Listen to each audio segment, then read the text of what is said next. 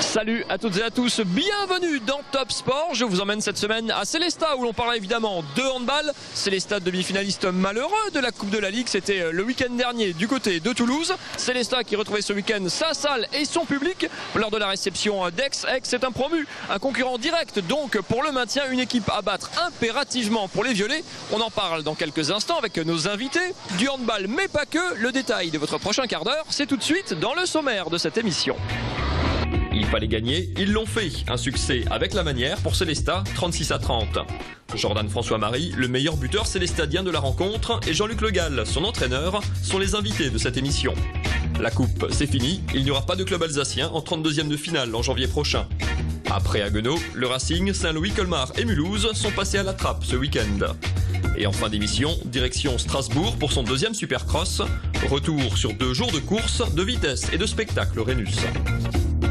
Allez, je vous propose de commencer cette émission par la page football, Coupe de France, acte 2 pour beaucoup de clubs alsaciens puisque seul Haguenau avait pu jouer son match du 8e tour le week-end dernier. Le redout a permis aux autres rencontres d'avoir lieu, ça s'est pas très bien passé dans l'ensemble pour les clubs alsaciens. Focus sur ce 8e tour et notamment nous étions du côté de Saint-Louis, le club de CFA2 qui recevait Épinal, pensionnaire de CFA, un ticket pour affronter l'Olympique lyonnais en 32e à la clé. Regardez. Tombeur du Gazélec d'Ajaccio, un club de Ligue 2. Au tour précédent, Saint-Louis, en rouge, rêvait d'un nouvel exploit contre Épinal. Si la première mi-temps était équilibrée et pauvre en occasion, elle allait se terminer par un coup de théâtre. À la 40e minute, Samir Nouisser accroche Chéré qui filait au but. L'arbitre n'hésite pas, rouge direct pour le défenseur orinois. À 11 contre 10, la tâche paraît encore plus dure et tourne à la mission impossible quand Épinal ouvre la marque à la 50e minute de jeu. Mais Saint-Louis n'est pas mort. À 25 minutes de la fin, Garros lance Michael Fegoul. L'attaquant des Rouges est le plus rapide et marque d'une superbe demi-volée du gauche. Mais la joie et l'espoir des locaux vont être de courte durée. 4 minutes plus tard, Épinal reprend l'avantage sur ce coup franc. Le coup est dur et Saint-Louis ne s'en relèvera jamais vraiment. Malgré une dernière occasion sur ce coup franc, les Alsaciens ne reviendront pas et encaissent même un 3e but sur ce contre où Schuller sert Diediou.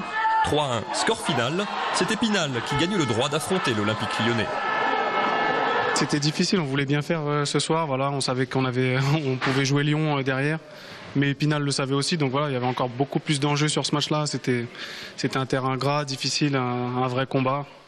On a essayé de se battre avec nos armes, voilà, c'est pas passé, c'est dommage. Je pense que mes joueurs, ils ont fait preuve de caractère et de courage. On est revenu à 1-1 malgré le fait qu'on soit 10 contre 11. Et je peux que leur tirer un grand coup de chapeau par rapport à cette aventure en Coupe de France. Et de toute façon, on va tout faire pour rebondir, quoi qu'il arrive. Le mot d'ordre, c'est de lever la tête et je serai là pour les relever et pour continuer un beau parcours en championnat. C'est une triste première, il n'y a plus aucun club alsacien en lice après ce 8e tour. Si Haguenau, Saint-Louis et le Racing ont chuté contre des équipes de division supérieure, on attendait mieux du FCM, leader en CFA, qui chute à Monceau, et surtout de Colmar, au pied du podium, en national, et qui sort après une séance de tir au but à Pontarlier, un club de CFA2. 0 sur 5 donc, la Coupe de France continuera en 2013, sans les clubs alsaciens. Allez, place au handball dans cette émission. Sélestat recevait donc Aix-en-Provence. C'était ce samedi dans le CSI, la salle des Célestadiens. On parle de cette rencontre et de la saison des Violets dans quelques instants avec nos 2 invités. On commence bien sûr par le résumé de cette rencontre. Les images sont signées Franck Guéprat. Quand 2 concurrents pour le maintien s'affrontent, les points valent cher. Aix-en-Provence, promu cette saison, joue ainsi une partie de son avenir sur ce match et va prendre le meilleur départ en menant 3-1. Les 3 premiers buts de Jordan François-Marie mettent les Violets dans le tempo et toute la première période va être un chassé-croisé. Chaque équipe prend tour à tour l'avantage, mais personne ne se détache. La rentrée de Frédéric Beauregard va donner un supplément de punch aux Violets. Grâce à ces 3 buts, Sélestat vire en tête à la pause, 15-14. La deuxième mi-temps démarre sur les mêmes bases. François-Marie et Beauregard entretiennent la marque côté alsacien, mais Aix est toujours dans le coup jusqu'à 19 partout. Mais en 10 minutes, les sudistes vont prendre la foudre. Sélestat serre la garde en défense et Laszlo Fulop enchaîne les parades dans son but. De l'autre côté du terrain, en attaque, le show Pavel Podsiadlo commence. Très effacé jusque-là, l'arrière-gauche polonais devient inarrêtable. Dans son sillage, Sélestat prend le large et inflige un 10-2 à Aix qui ne s'en remettra pas. Les Violets peuvent gérer leur fin de match. Le score va enfler de part et d'autre. 29-21, puis 32-26 pour finir à 36-30. Célestat remporte ainsi son 4e succès de la saison et repousse Aix, premier relégable, à 5 points. Mission accomplie pour les Violets. Avec Jordan, François-Marie, l'arrière célestalien, auteur d'un gros match, une petite dizaine de buts, c'est presque vos standards en ce moment. On retient surtout la victoire très importante contre un concurrent direct pour le maintien. Ouais, on doit retenir surtout la prestation de l'équipe. Plus 6 face à Aix-en-Provence, c'est une grosse équipe, ils ont battu Cesson à Cesson, donc voilà. On avait à cœur ce soir de reprendre 5 points d'avance, on a réussi. On est tous contents, voilà, le public est content, on a fait une bonne première partie de saison, donc j'espère que le public est fier de nous. En tout cas, nous, on a vraiment l'impression d'avoir effectué un gros travail en 2012. Apparemment, ils ont l'air très contents, effectivement. Vous le disiez, il y a 5 points d'avance maintenant sur les équipes relégables. C'est de loin pas suffisant pour se maintenir, mais c'est un bon petit matelas quand même qui récompense, comme dit, le travail de cette première partie de saison. Ouais, c'est bien, c'est pas encore le maintien assuré, mais démarrer avec 5 points, la phase retour, il y a pire comme situation. On a fait un bon boulot, surtout à la maison. Voilà, si on continue à faire des résultats pareils à la maison, à montrer une rage comme ça, une mentalité presque sans faille, on peut espérer de beaux jours en 2013, mais il faut encore travailler. Il y a la grosse préparation d'hiver là qui arrive. Il faut beaucoup travailler et il n'y a pas de raison que ça ne continue pas sur l'année 2013. Comment on va gérer? On n'oublie pas qu'il y a un match à Toulouse encore pour terminer l'année mercredi. Après, c'est vrai qu'avec le championnat du monde, il va y avoir presque 1 mois et demi de trêve avant d'attaquer par du costaud le Paris à domicile. Comment on gère quand il y a une grosse coupure comme ça dans la saison? Ben voilà, j'ai commencé par Toulouse. On les a battus l'année dernière à la maison. On les a battus chez eux. Maintenant, on va peut-être créer un peu moins la surprise vu que voilà, on est un peu plus costaud. On a prouvé aux autres qu'on pouvait compter sur nous en D1 cette année. Maintenant, la prépa d'hiver, c'est tous les ans, c'est comme ça. On va suivre l'équipe de France, donc voilà, nous on va travailler de notre côté aussi à la prépa. Là c'est une partie super importante, c'est la partie qui va nous mettre physiquement pour la fin de saison. Donc on va beaucoup travailler et on pourra revenir encore peut-être plus costaud sur la deuxième partie de saison, quoi. Merci beaucoup Jordan. Et on continue cette émission toujours sur le parquet de Célestat avec Jean-Luc Le Gall, l'entraîneur soulagé. On vous a vu très tendu pendant le match, un petit carton, beaucoup crié. Il y a beaucoup de soulagement aussi après cette victoire. Ouais, l'énervement n'était pas forcément lié à la pression qu'il y avait sur le match. J'ai trouvé quelques incohérences, donc je l'ai fait savoir.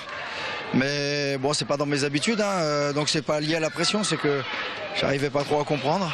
Maintenant, de la pression, il y en avait, parce que ce match-là, on sait qu'il était extrêmement important.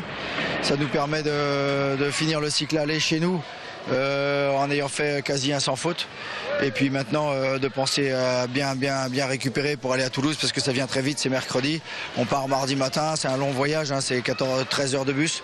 Donc voilà, on va se mettre en ordre de marche pour peut-être, pourquoi pas, aller se faire un petit cadeau de Noël à mettre sous le sapin. Il n'y a pas de gros trous dans les matchs de Célestat, il y a peu de blessures, il y a peu de défaillances individuelles, ou alors quand il y en a une, il y a d'autres gars qui prennent le relais. On a vraiment l'impression que c'est une machine qui tourne bien quand même. C'est ce qu'on peut dire. Maintenant, s'il n'y a pas trop de blessés, c'est parce qu'on a un excellent staff médical et des bons préparateurs physiques qui font un bon boulot. Autrement, on aurait de la casse et on sait que nous, on peut pas en avoir. Maintenant, voilà, il y a des accidents qui arrivent. Ensuite, les autres clés, je sais pas, je pense que c'est surtout les joueurs. Moi, j'adore entraîner cette équipe-là. Il y a des joueurs qui en ce moment sont moins vus. Beaucoup moins de temps de jeu, il y en a même qui ne sont pas du tout rentrés. Mais je sais, c'est dans leur mentalité, c'est sûr que ce soir, ils ne sont pas contents. Mais ils vont redoubler d'efforts et peut-être que la phase retour, c'est eux qui vont nous la gagner, quoi. On n'en sait rien. On a vu à l'image d'un Olo Poggiadlo qu'on voit pendant 10 minutes en début de première mi-temps, qui est quasi transparent. Et puis après, voilà, ces joueurs-là, ils sont vexés par moments, mais c'est de la bonne vexation. Ça revient, ils reviennent plus fort.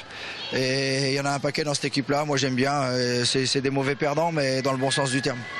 Il faut être mauvais perdant, comme quoi en sport. Juste pour finir, vous sortez de la Coupe de la Ligue où vous étiez en demi-finale.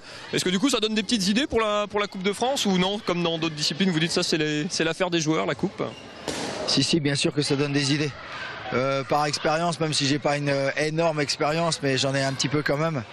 Pour gagner une coupe, que ce soit une coupe, pour faire un gros parcours en coupe, que ce soit une Coupe de France, une Coupe de la Ligue ou une Coupe d'Europe, puisque ça m'est arrivé également, il faut déjà avoir un bon tirage au sort. Ça, c'est la première des choses pour des équipes comme la nôtre. Il faut avoir un bon tirage au sort. Et après, il faut faire une grosse perf. Il y a un moment donné, ça sera en quart, ça sera en huitième, j'en sais rien. il faut faire une grosse perf, sortir un match qu'on n'arrive pas à sortir. C'est ce qu'on n'a pas réussi à faire en Coupe de la Ligue contre Nantes. On a fait une 20 très bonnes premières minutes. Après on s'est un peu éteint et après j'avoue moi franchement que en deuxième mi-temps j'avais plus la tête à ce match-là parce que on peut pas courir tous les lièvres, à certains moments il faut faire des choix. Et en Coupe de France, voilà ce que je nous souhaite, c'est un bon tirage au sort. Déjà recevoir assez rapidement dès que on sera contre un club de D1. Et puis pour ça il faut déjà passer le premier tour. Et après à un moment donné il faudra faire un exploit. Et ce sera évidemment, si on doit faire un exploit, ce sera ici. Je sais pas, un Montpellier, un Chambéry, j'en sais rien, moi un PSG. Là ici ça aurait de la gueule. PSG ici là, ici au CSI, Germain Spatz, là ça aurait de la gueule. Un truc comme ça, voilà. Ça serait bien. C'est ce que je nous souhaite maintenant. Voilà, les vœux de Jean-Luc Le Gall pour son sapin de Noël. On verra tout ça en 2013. On va les laisser quand même savourer un petit peu cette victoire. Allez, on referme la page handball de cette émission. Retour sur un événement qui a marqué Strasbourg ce week-end. C'était bien sûr le Supercross. Samedi et dimanche, 2 belles journées dédiées au sport mécanique du côté du Rhenus. Regardez.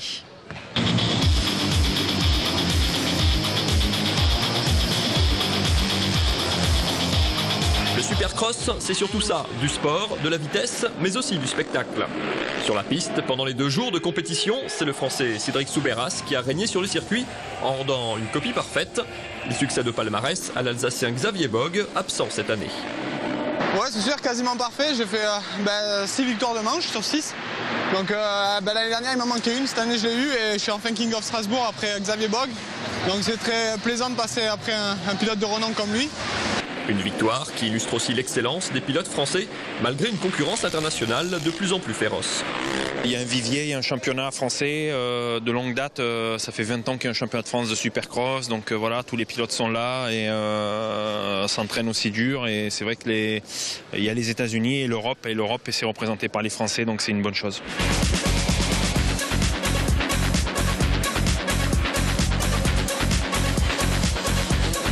Sa 2e édition, le Supercross de Strasbourg a encore été un joli succès, même si l'affluence a été un peu plus modeste qu'en 2011. L'événement, co-organisé par le motoclub de Moterne, s'est désormais fait sa place dans le paysage sportif régional. Cette année, on a confirmé un très très bon plateau pilote. Je suis vraiment très satisfait de ce week-end. De très belles courses, de très belles bagarres, un public mais fantastique.